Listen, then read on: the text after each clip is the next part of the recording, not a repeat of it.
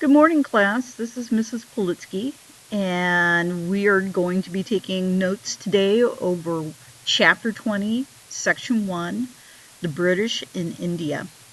Before we begin, just a reminder, if you have not turned in your current events, you need to do so immediately. Otherwise, follow along and make sure that you jot down everything that you see here on the screen. All right, to begin, we're going to be talking a little bit about a subject called imperialism today. And one of the things to remember is that during the time that the British were in India, throughout the world, the British and the French and the Dutch, Spanish, had all been trying to establish colonies. Part of this was for economic reasons. So to begin with, number one, European imperialism in Asia and Africa was made possible for two of the following reasons. One was because of the Industrial Revolution. This sparked somewhere around the late 18th century and kind of went into the beginning of the 20th century.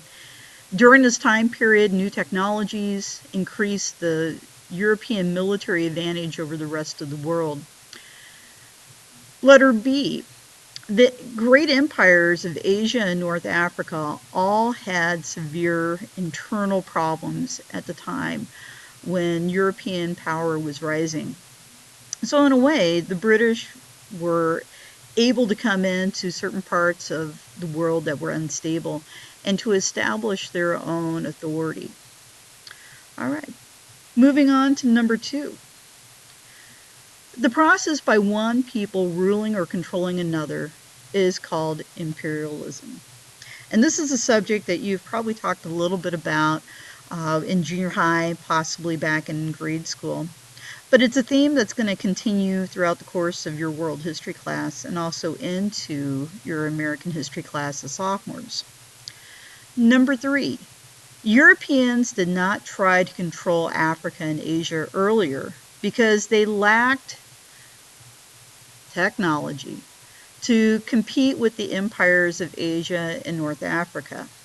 But as a result of the Industrial Revolution, the Europeans finally gained a military advantage, making it possible to come in and to attack peoples who had less military might.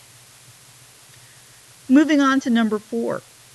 In India, the British East India Company played a role in British imperialism because it controlled trade between Britain, India, and East Asia, and it ruled India in Britain's name. This worked great for a short time period.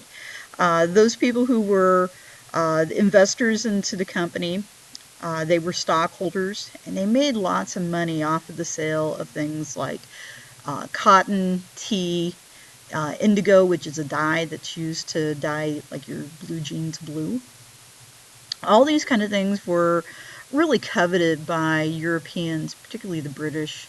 And because of the fact that this company, had roots in England, it also traded with the rest of the British colonies, including the 13 colonies here in the Americas. Moving on to number five. The British East Company established changes to India, which included establishing an educational system, the English language, banning the practice of the sati, and spreading the Christian faith. So if you were, a typical Hindu of this era, who was probably, a Hindu, that would mean that you possibly would be, introduced to some Christian traditions. If you were going to school, your language of choice probably would have been English. So all these were important as far as the British being able to establish their dominance in this part of the country. Moving on to number six. Indian soldiers who fought the British were called sepoys. In 1857, there was an event called the Sepoy Mutiny. It occurred as a result of the introduction of a new British rifle. This rifle was greased with pork and beef fat. Now, if you were living in India at this period of time, this would have been an insult. Many of the soldiers that were fighting in India were either Hindu or Muslim. And so if you were, for example, a Hindu, the beef fat would be a problem. It would be sacrilegious. And if you were Muslim, the pork fat would have been sacrilegious. So these soldiers purposely rioted. And in the end, the British Crown took control of India. And thus, we have a series of British governors that are going to come and rule over this part of the world. Number 7, life in India under the British Crown was a life of segregation and few opportunities for Indians to participate in government.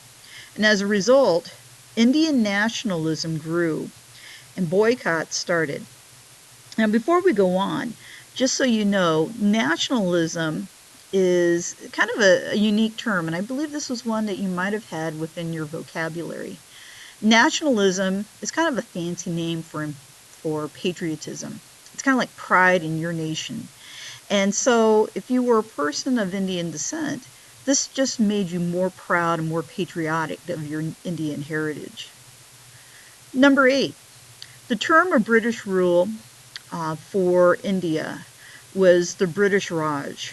Okay, that would have been like a British or a governor or an individual who was like an adjunct who was appointed by the British Crown. Ruling India profited Great Britain because of a market for British manufactured goods and also a source of raw material such as cotton, indigo, and a substance known as jute. And if you look below here, jute for the most part, today we'd probably call it burlap. It was important as far as packaging material. So if you were, hauling grain, putting it into a bag that was made of jute was economic. So this was a product that was also coveted by the British. Number 10, Ram Mohan Roy was an Indian nationalist who believed that Indians should have the same rights as Europeans. He was one of the first individuals of this period of time that really kind of spoke out. And in a way, he kind of leads the way for others to follow him. In a while, you're going to be watching the film Gandhi. And Gandhi really learned a lot from Ram Mohan Roy. And in a way, there is a scene within the film, probably about half an hour to 45 minutes in, where the two men meet. Number 11, the effects of the Swadeshi boycott movement were that it convinced the British to make concessions to the Indian people and led to the formation of what is known as the Muslim League.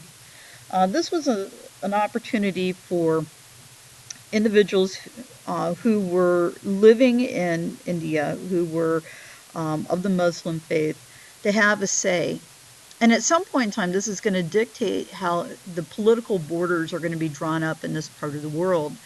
At some point in time, the British come under the understanding that Muslim India and Hindu India are really two separate entities. And it will eventually lead to the creation of what is known as East and West Pakistan. Today, the nations of Pakistan and Bangladesh. All right. Finally, number 12. The British rule of India was beneficial because it helped build railroads, roads, and canals. It harmed India in that it devastated India's pre-existing industries and kept Indians from participating in government. All right. Have a great day and enjoy the film Gandhi.